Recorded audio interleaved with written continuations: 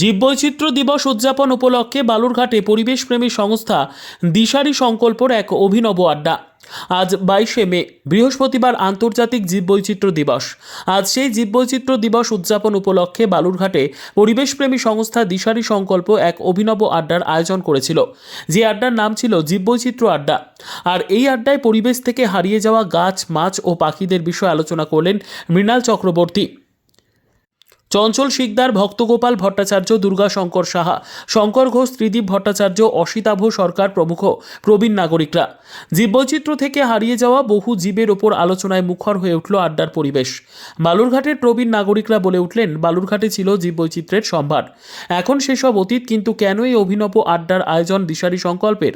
দিশারি সংকল্পের পক্ষ থেকে উপস্থিত ছিলেন সম্পাদক তুহিন শুভ্র মণ্ডল, বিজন সরকার, সঙ্গীত কুমার দেব প্রমুখ।